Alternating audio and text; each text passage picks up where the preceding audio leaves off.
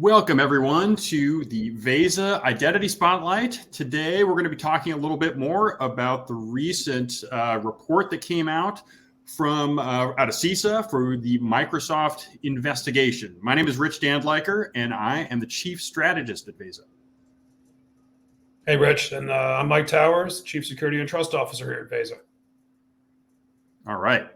Well, just to kick things off a little bit, I'll go into a little bit around what happened. So normally, we wouldn't be doing a identity spotlight about a report, but in this case, it's a pretty unique one. And so this is something that's been 7 months in the making, about an incident that happened about in summer last year, back in 2023. And the thing that's really unique here is that this one was scathing. I mean, this was really about an issue that happened at Microsoft. And essentially what happened was that there was an attacker. It was the Storm 0558 group that's out of the PRC.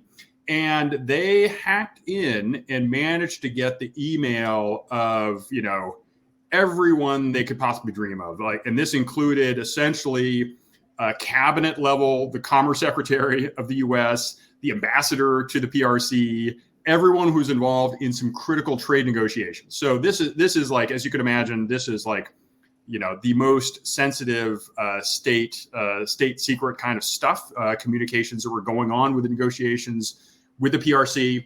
And what ended up happening as they sort of teased apart what went on, it was a crazy attack path. It started with actually the acquisition by the hacking group of a key from 2016. And that's the first bad part. This thing was a super old key. It was something that gave access to consumer Outlook web access, to consumer OWA. But guess what?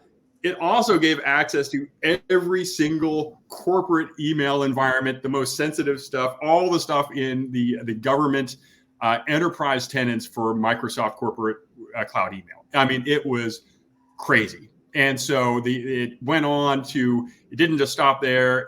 This report came after Microsoft for being slow to respond, for being not very upfront and taking a long time, not even being able to root cause how the attackers got the key in the first place. It even got down to criticizing their business model for actually charging people extra for the kinds of tools that would allow them to actually detect this. And the fact that the State Department was the one that had to come to Microsoft and say, hey, we're seeing some funny stuff going on. Man, so this was just scathing up, down, left, right, and sideways against Microsoft. And naturally, they came out with some recommendations about, hey, here are some things that we should do to protect us in the future. So that's great too. There is a path forward. But Mike, what was your take on this report?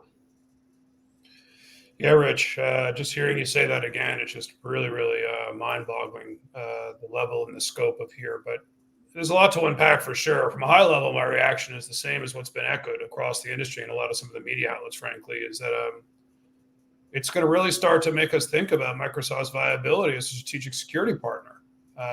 It has to be questioned.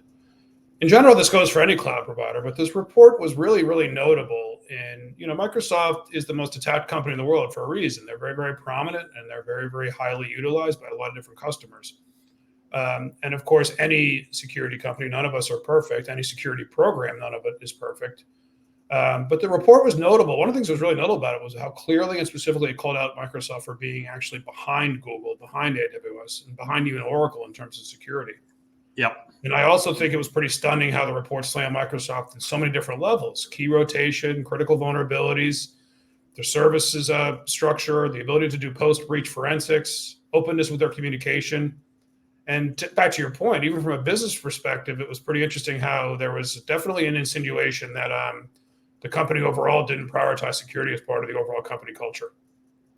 Yeah, that was one of the things that really struck me too, Mike. It was just that, after reading this report, and if you assume that, I'm a buyer out in the organization, and oh my gosh, if I'm in the federal space somewhere and I'm saying, hey, we should really invest in Microsoft for our security and infrastructure, man, I would think twice about that. It is really that crazy to look at. And I think the other thing that really struck me is, one of the things I know we talk about, Mike, quite a bit is sort of like, hey, do you really want the same person providing your infrastructure to provide the security on that infrastructure as well? Like, that question definitely kept coming up in my mind. The other one that was, sort of a theme here is just that, when you read the report and read about like, man, why did they still have an active key that was from 2016?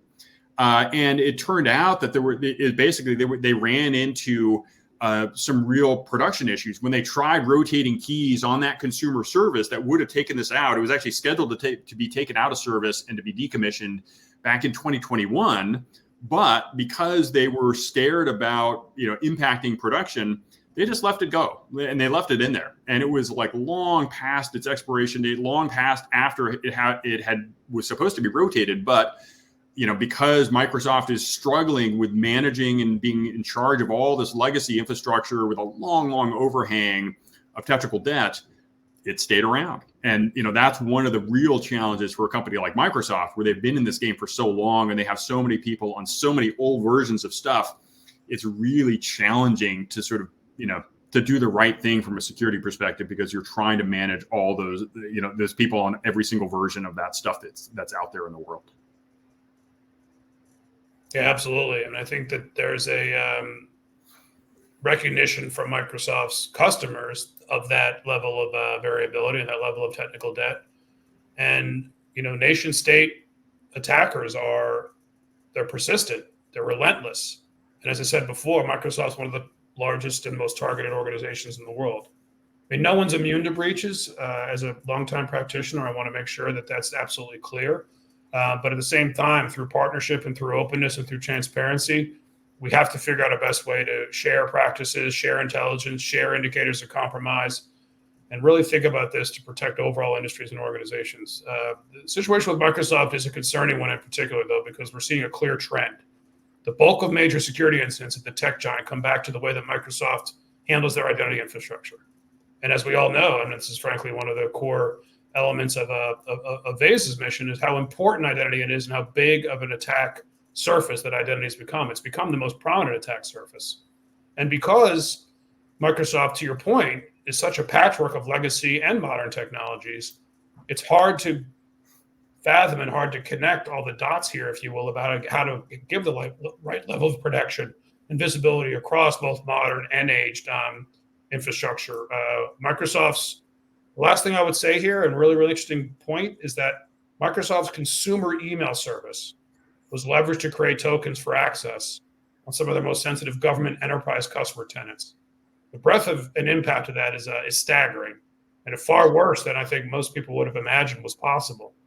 And, let's face it, a lot of organizations today assume, Entra, what they used to call Azure AD, it's a good way to address their identity security in particular, since they may own, and a lot of customers are under pressure to leverage and continue to leverage a lot of the Microsoft capabilities because they own so many licenses and they have a big enterprise license or whatever.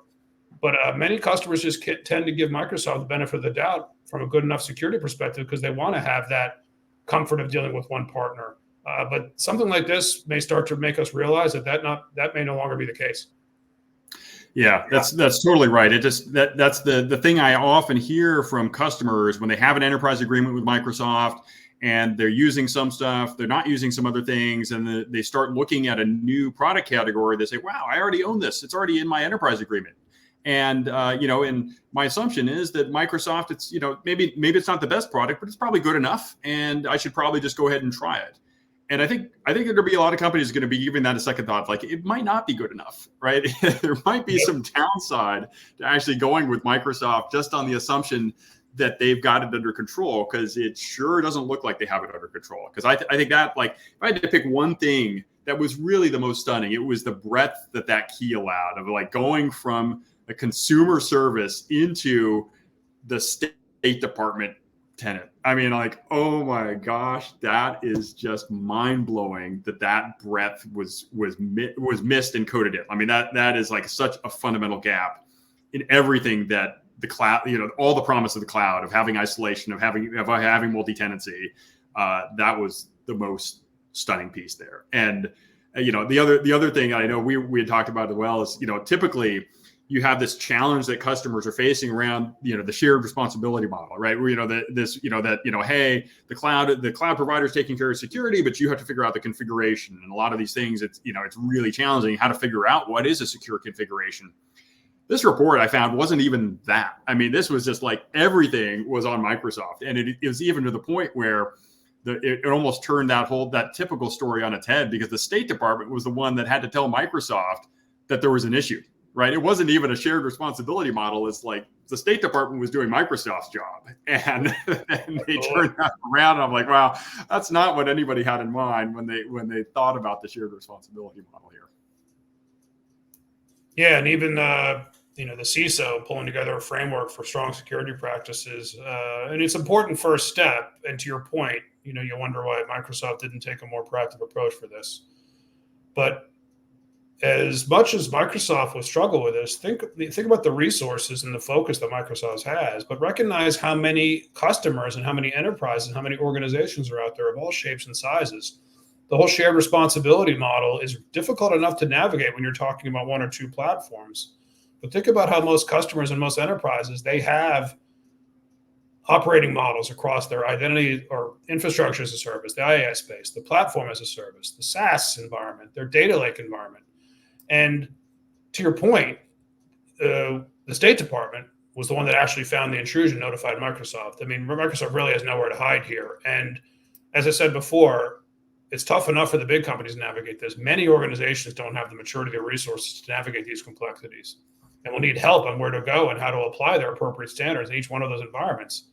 Standardizing on some level of best practices across the major cloud providers is going to be helpful, especially for the vendors that are strategic partners to help organizations navigate this stuff. I mean, we're often limited by the depth of the APIs available and security standards that other providers support. But this is really, really similar to the point that Okta's been making recently about binding session tokens to location devices. I mean, some of this stuff from an API perspective is really, really critical. And as customers of all these cloud platforms, it's our collective responsibility to hold these vendors accountable and hold these partners accountable and hold them to account and ask demand a higher level of security. Absolutely. I can say that as a product manager, like you're working on a security product, like you drag your feet because you got a lot of things to do. But when your customer starts pounding the table and demanding certain things like security features, you'll go and do it, right? And so that's the way these things get done. Well, with that, I think we spent enough time yammering on here. But any final thoughts, Mike, before we sign off? Yeah, I think I've been doing this for a long time, and all of us need to be consistently evaluating how our defense mechanisms work and doing that together. What are the gaps? What can we put in place to close them? The only way to really build a truly trusted environment is to mitigate risk, is to be constantly asking questions, adjusting how you deploy your people, how you deploy your processes, how your technology defend your assets.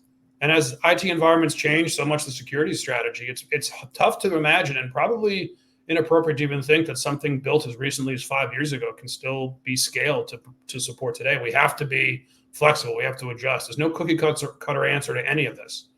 And another assertion is, don't leave your organization's identity security posture in the hands of a cloud provider. It's simply trust that they've got it under control. I mean, at some point, we've all been learning about, and many security leaders have always been driving home the principle of defense in depth.